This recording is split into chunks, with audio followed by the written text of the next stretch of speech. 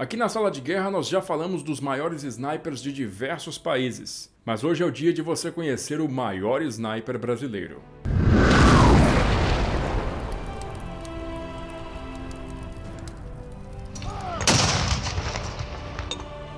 Vocês acreditam que nós estamos no 100º documentário aqui da Sala de Guerra? Olha só, comecei esse projeto há 2 anos atrás e agora, exatamente no aniversário de 2 anos, estamos completando os 100 documentários no ar. O episódio de hoje é especial, aguarda aí. Mas antes de começar, eu quero mostrar para você esse presentão que eu recebi do artista Sérgio Paulo Sony, um Rediane RE 2005 Sagitário da Red Aeronáutica 1943. Esse avião é o meu preferido da Segunda Guerra Mundial, eu já falei isso numa live que vocês me perguntaram, e eu estou muito agradecido ao Sérgio por ter me mandado esse presentaço. Mas calma que você não vai ficar de mão abanando não, porque ele também me deu esse quadro do Nakajima Ki-43 para eu sortear para você que é fã da Sala de Guerra. Para concorrer a essa maravilha aí é muito fácil, você vai lá no Facebook, curte a nossa página e marca 3 amigos no post. Prontinho, você já está concorrendo. O link da postagem está bem aqui embaixo. Então, bora lá para a nossa história. Marco Antônio de Souza nasceu na cidade do Rio de Janeiro em 21 de dezembro de 1964, terceiro dos 9 filhos do casal Jorge de Souza e Ramira Leôncio de Souza.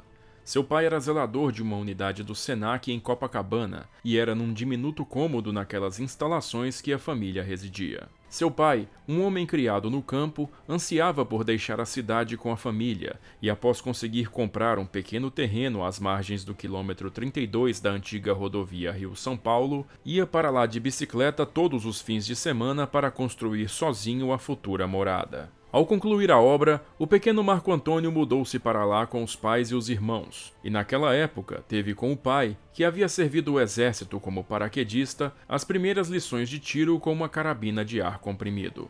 Com sua casa às margens da rodovia, ele encantava-se vendo passar as colunas de soldados que frequentemente marchavam naquela rota, ganhando diversas vezes rações dadas pelos militares para as crianças. Através dessas experiências, cresceu nele, ainda na infância, o desejo de se tornar um soldado, e dali em diante Marco Antônio nunca mais desistiria deste sonho. Seu pai, também um entusiasta da vida militar, manteve o filho numa exigente rotina de preparação física, e esta acabou sendo a única disciplina que realmente capturava a atenção de Marco Antônio na escola. Apaixonado pela caça, ele projetava e construía os próprios estilingues, com os quais caçava pequenos animais na mata, até que seu irmão mais velho ganhou uma carabina de ar comprimido de presente do pai. Furioso com a falta de interesse do irmão pelo presente, ele tomava a carabina sempre que o irmão se afastava, e com ela desenvolveu habilidades avançadas de tiro de precisão, sempre praticando e aprendendo sozinho,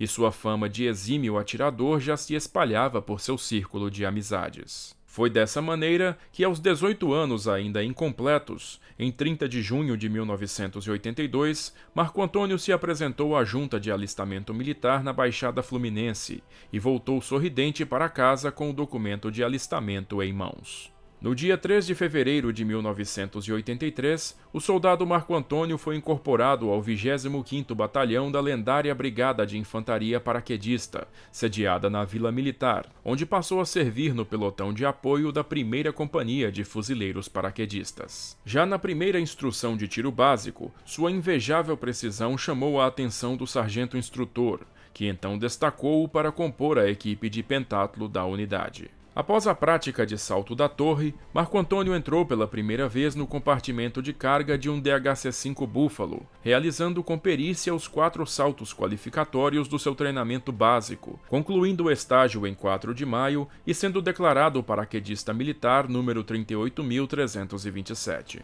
Certo dia, de serviço no pátio do batalhão, Marco Antônio voltou seu olhar para cima, onde no corredor do 2º andar do pavilhão, uma curiosa figura chamou-lhe a atenção. Um oficial do exército, com um uniforme impecavelmente aprumado, apoiava-se no parapeito e em sua cabeça carregava um gorro preto, com um distintivo em formato de caveira. O intrigado soldado então arguiu seu cabo sobre o significado daquele símbolo. O cabo sorriu com desdém, respondendo-lhe: "Aquilo é algo que você nunca vai ser. Forças especiais. É só para sargento e oficial." Imperturbado pelo tom da resposta, Marco Antônio apenas guardou consigo aquele nome e a noção de que aquela força deveria ser onde apenas os melhores dos melhores conseguiriam ingressar. A curiosidade manteve-se firme em sua mente, mas ele não teve que esperar muito tempo para ser presenteado com uma oportunidade surpreendente. Após uma formatura, um capitão do Estado-Maior da Brigada anunciou à tropa no pátio que o Exército Brasileiro estava criando uma nova unidade de elite, o 1º Batalhão de Forças Especiais, e que naquele momento necessitava de cabos e soldados voluntários para integrar o seu primeiro contingente. Marco Antônio mal pôde conter a emoção que lhe correu pelas veias. Apesar dos exigentes requisitos listados, 80 voluntários se inscreveram para integrar o novo batalhão, e após uma dura seleção realizada pelo novo comando, apenas 9 militares foram aprovados, entre eles o soldado Marco Antônio. Em 23 de janeiro de 1984, os oficiais e sargentos que já compunham o destacamento de forças especiais iniciaram o árduo programa de treinamento para seu novo contingente, colocando os soldados num ciclo de desafios nunca antes visto na história militar brasileira. E após 3 meses, apenas os que resistiram às provações puderam ser chamados de Tropa de Ações de Comandos. O soldado Marco Antônio se apoiou então no conhecimento do subtenente Deusdedit Cortes, um exímio atirador, absorvendo seus conhecimentos com alto grau de dedicação, tornando-se um especialista no tiro de precisão, indivíduo conhecido no exterior como sniper, e que dentro do Exército Brasileiro recebe a designação caçador. A partir de 1987, quando foi promovido a cabo, por 4 anos consecutivos, Marco Antônio foi o melhor atirador da brigada, recebendo várias menções elogiosas nos despachos da unidade, e em 1988 passou a ser orientado pelo então tenente Roberto Criscuoli, outro campeão de tiro de precisão que teria longa carreira nas Forças Especiais. Num período em que a doutrina do Batalhão de Forças Especiais ainda estava em desenvolvimento, a unidade recebeu um novo comandante, o tenente-coronel Álvaro Pinheiro, que promoveria uma verdadeira revolução nos métodos e práticas dos comandos brasileiros. No começo de 1989, o coronel Álvaro implementou a pista de combate em localidade, uma área urbana de treinamento que passou a capacitar os comandos brasileiros em operações de contra-terrorismo, e Marco Antônio realizou lá diversas demonstrações para delegações estrangeiras e nacionais. Naquele mesmo ano chegou para a avaliação um lote de fuzis alemães Heckler & Koch PSG-1 no calibre 7,62, e o cabo Marco Antônio foi um dos primeiros a receber um exemplar para testes. No começo eu atirava com munição M1 da CBC, mas aí começou a aparecer a munição finlandesa Lapua, que era destinada às competições de tiro que eu participava. Eu então solicitei autorização e comecei a separar munição para testar a performance do PSG-1. Eu ia para o stand e praticava todo tipo de tiro, múltiplos alvos em distâncias variadas, tiro de incapacitação contra terror, tiro no T fatal e também o tiro contra alvos em movimento a até 200 metros, com um dispositivo em roldanas que eu mesmo projetei. Além do estande de tiro do batalhão, Marco Antônio também passou a praticar no campo de instrução de Jericinó, onde conseguia fazer tiros precisos em alvos a até 600 metros. Em 1991, ele conseguiu com um amigo uma cópia do manual de snipers dos fuzileiros navais dos Estados Unidos, e apesar das dificuldades com o inglês, destrinchou o livro e absorveu o máximo de informações. No ano seguinte, Marco Antônio foi designado para o Destacamento Operacional de Forças Especiais que proveu segurança para a Conferência ECO 92, realizada no Rio de Janeiro, e em 1995 foi transferido para o Destacamento Contra-Terror do Batalhão. A partir de 1998, Marco Antônio passou a atuar como instrutor das novas turmas de comandos e forças especiais, passando adiante o conhecimento que, por muitas vezes, havia sido desenvolvido por ele próprio. Naquele ponto da sua carreira militar, o cabo Marco Antônio poderia ter apenas ficado conhecido como um memorável instrutor de comandos, mas o destino reservava uma grande mudança em sua trajetória, fruto de eventos que aconteciam bem longe dali. A República Caribenha do Haiti é o estado mais pobre das Américas, e em 2000 passou por um controverso processo eleitoral que deu a vitória a Jean-Bertrand Aristide, um ex-sacerdote católico que já havia sido presidente no começo dos anos 90, tendo sido derrubado por um golpe de Estado. Aristide assumiu o cargo em 2001, mas ao mesmo tempo facções rivais políticas armaram um grupo miliciano que começou a assassinar membros do governo por todo o país, gerando uma crescente instabilidade que o presidente não soube contrapor. Nos anos seguintes, uma virtual guerra civil ensejou-se no Haiti, com várias cidades caindo sob controle da oposição, até que em fevereiro de 2004 os rebeldes apossaram-se da capital Port-au-Prince, ou Porto Príncipe, e na noite de 28 de fevereiro Jean-Bertrand Aristide foi evacuado do país no avião americano, ainda em circunstâncias polêmicas. Saques e violência tomaram conta da capital, e a total desordem no país tornou-se uma ameaça regional reconhecida pela Organização das Nações Unidas, cujo Conselho de Segurança aprovou, em 30 de abril daquele ano, a Resolução 1542, que criava a Missão das Nações Unidas para a Estabilização no Haiti, ou MINUSTAH. A missão deveria contar com um grande contingente militar para atuar como força policial no país, com o objetivo de restaurar a ordem no que efetivamente havia se transformado numa zona de guerra, em que numerosas gangues disputavam o controle de Porto Príncipe praticando atos de extrema violência contra a população. Com os Estados Unidos militarmente envolvidos em duas guerras simultâneas no Iraque e no Afeganistão, a tarefa de chefiar o componente militar coube à segunda maior potência militar do continente, o Brasil. O primeiro contingente brasileiro chegou ao Haiti em setembro e iniciou ações de estabilização de Porto Príncipe, atingindo sucesso em distritos problemáticos como Bel Air e Cité Militaire. Um outro setor problemático, contudo, permaneceria como uma inexpugnável fortaleza de grupos de bandidos armados. O distrito costeiro de Cité Soleil, ou Cidade do Sol, que abrigava 250 mil pessoas em ambiente de extrema pobreza, era o reduto de violentas gangues criminosas alimentadas com armamento pesado, que usavam a caótica estrutura urbana do local, composta de becos e vielas, para tornar impossível o controle pelos capacetes azuis. Controlando a criminalidade em Cité Soleil estava Yves Tikotogin, de apenas 21 anos de idade, que desde 2004 vinha praticando uma série de assassinatos e sequestros pela cidade, aterrorizando a população de Porto Príncipe. 2 soldados jordanianos já haviam sido mortos e vários outros feridos no local, e desta forma o comando da missão decidiu empregar o batalhão brasileiro para pacificar de vez Cité Soleil. Em 18 de julho de 2006, Marco Antônio, promovido a 3º sargento 2 anos antes, teve o nome incluído no contingente do Destacamento de Operações de Paz, o componente de 24 comandos que integraria o 6º Contingente Brasileiro, conhecido como Força Jauru, que seguiria para o Haiti em dezembro. Já aos 42 anos de idade, um veterano em meio ao jovem contingente do destacamento, ele se apresentou para o serviço no novo QG das Forças Especiais em Goiânia. Eu me apresentei no corpo da guarda, mostrando meu documento e dizendo que iria integrar o DOPAS. Eles se olharam com uma cara meio incrédula, e muitos ficaram reticentes quanto à minha presença lá. Eu sabia que tinha que fazer o meu melhor para gerar confiança nos companheiros. Então eu fiz todo o adestramento sempre carregando o equipamento completo. Colete, capacete, mochila de assalto, cantil, munição, tudo. Só tirava o equipamento na hora do almoço e do sono. Isso faz toda a diferença. Quando se chega na missão, nada te incomoda.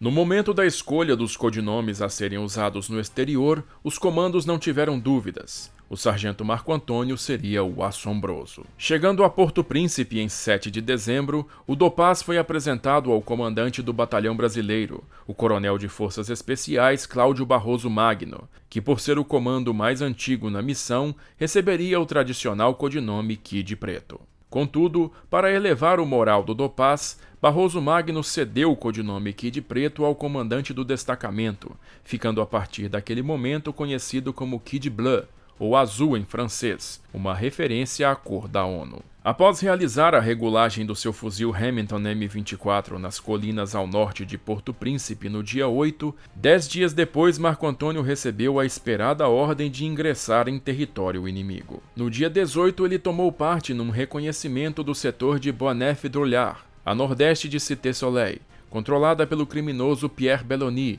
de 27 anos de idade, conhecido autor de extorsões e sequestros pela cidade. Em 21 de dezembro, uma coluna de 3 blindados OT-64 Scott da Força Uruguaia trafegando na região foi emboscada pelos homens de Belloni, e após serem atacados por metralhadoras e fuzis AK-47, os uruguaios recuaram abandonando um dos veículos, com todo o seu arsenal caindo nas mãos dos bandidos, que posteriormente incendiaram o veículo. Como resposta, o coronel Kid Blanc ordenou a execução da Operação Natal Pacífico, a ser realizada no dia seguinte. As forças especiais tomariam 3 pontos fortes ocupados por Belloni ao longo da importante Rota Soleil 9, com o objetivo de abrir espaço para o resgate do blindado. O time Alfa do Dopaz tomaria uma posição chamada Casa Amarela, enquanto o time Bravo, do qual Marco Antônio fazia parte, tomaria a Escola Evangélica. A equipe de comandos anfíbios da Marinha do Brasil completaria a ação tomando um terceiro edifício. O Dopaz deslocou-se na noite do dia 22 em 2 blindados E-11 Urutu,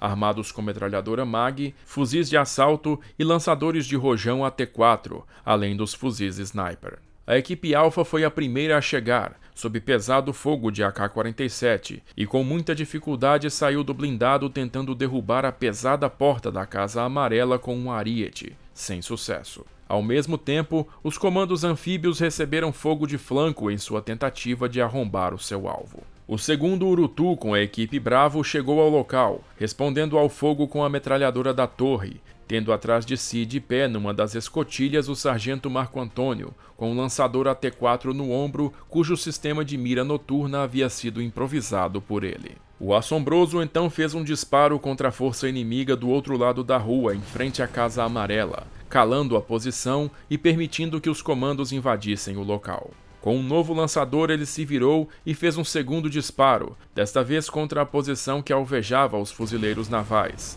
acertando em cheio o portão da casa, que veio abaixo, fazendo cessar o fogo dos atiradores. O time Bravo então saiu do Urutu e Marco Antônio seguiu para uma posição no segundo andar, que tinha diante de si uma fortaleza inimiga. Ao posicionar-se e examinar o campo de tiro com a luneta, ele percebeu uma grande quantidade de atiradores, cerca de 15 alvos diferentes. Com um raciocínio rápido instigado por anos de treinamento, o sargento distinguiu um dos atiradores e puxou o gatilho, calando-o para sempre.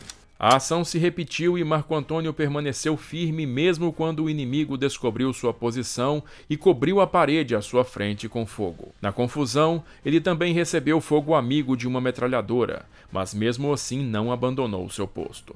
Após horas de confronto, o inimigo recuou dos arredores, permitindo que os edifícios fossem permanentemente ocupados pela ONU e que o blindado uruguaio fosse recuperado. Com o sucesso da Operação Natal Pacífico, a atenção do Dopaz voltou-se para a base Jamaica, a fortaleza usada por Evans June para controlar a Cité Soleil. E para iniciar a quebra do seu perímetro de segurança, foi escolhido como alvo um edifício de 3 andares conhecido como Casa Azul, localizado a 350 metros da base Jamaica, e que dava visão desobstruída para a posição inimiga. Os comandos atacaram a Casa Azul às 4h30 da madrugada de 24 de janeiro, aproximando-se sem serem avistados e ocupando o edifício sem dificuldade. Mas poucos minutos depois a estranha movimentação foi detectada e uma barragem de fogo irrompeu da base Jamaica e edifícios ao redor. Assombroso e outros 2 atiradores então subiram ao terraço e se abrigaram na caixa d'água do edifício, passando a ocupar o ponto mais alto do campo de batalha, derrubando alvos que disparavam de todos os lados contra a Casa Azul. Repentinamente, um tiro de fuzil passou de raspão pela cabeça de um colega, e instintivamente Marco Antônio tomou uma luneta Bushnell do observador e vasculhou o horizonte na direção do disparo. Foi quando, escondido atrás de uma parede de tijolos perfurados, ele localizou os olhos do atirador, que logo em seguida foram acompanhados pela ponta brilhante do seu fuzil. Assombroso conduziu então a mira do colega, que operava um poderoso fuzil Barrett .50, até um disparo preciso que eliminou o atirador, que possivelmente se tratava do infame sniper apelidado de Henri Pequedet, responsável pela morte no combate. Às 8 da manhã do dia 25, os comandos receberam ordens de retirar-se, deixando a ocupação da Casa Azul sob cuidados dos soldados do 47º Batalhão de Infantaria de Coxim, no Mato Grosso do Sul. Mas o inimigo montou o teto da infantaria brasileira.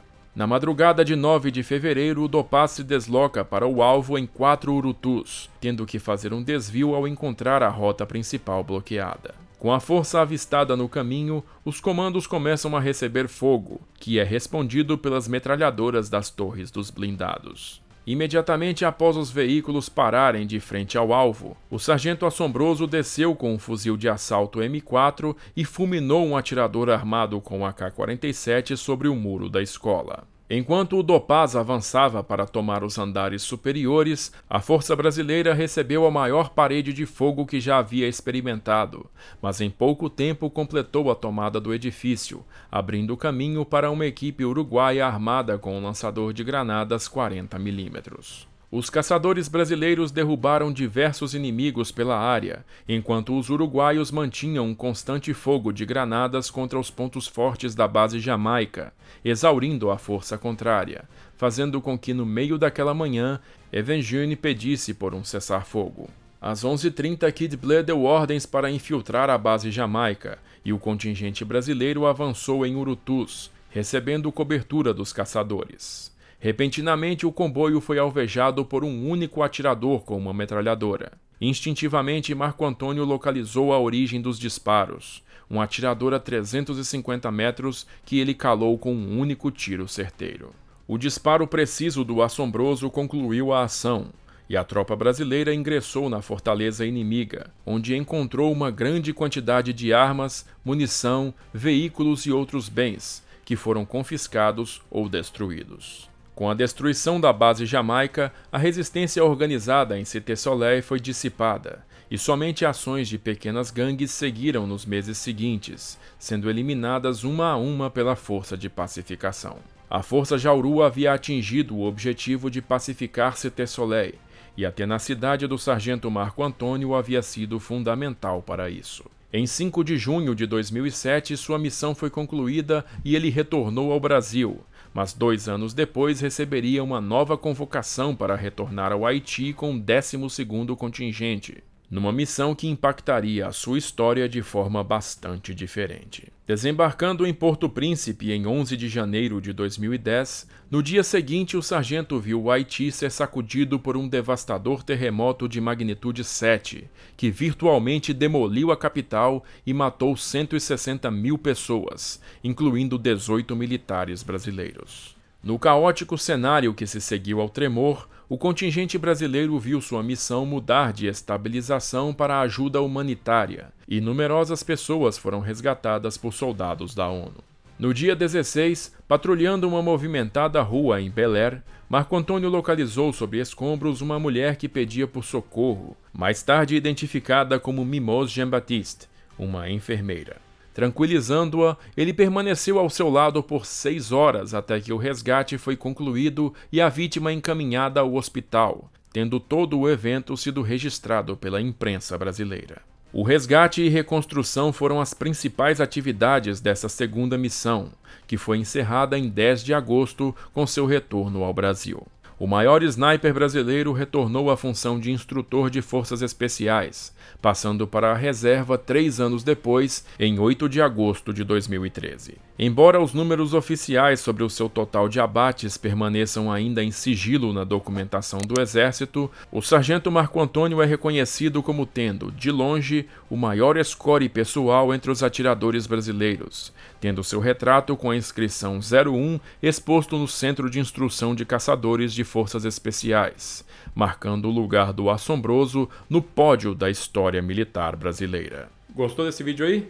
Então manda um pix pra gente ou colabora com a Sala de Guerra lá no Apoia-se, porque assim você retira sua recompensa e entra pro nosso grupo VIP do WhatsApp. Eu já vou agradecendo a todo mundo que tá ajudando, em especial a esses camaradas aqui que são de primeira. E se você quiser comprar os livros que eu uso para fazer esses vídeos, o link deles vai ficando bem aqui embaixo. Por enquanto, assiste esses vídeos que eu selecionei para você, se inscreve aí no canal e badala o sininho para não perder as notificações quando eu postar mais vídeos. Eu vou ficando por aqui, agradeço novamente a sua audiência e aquele abraço da sala de guerra.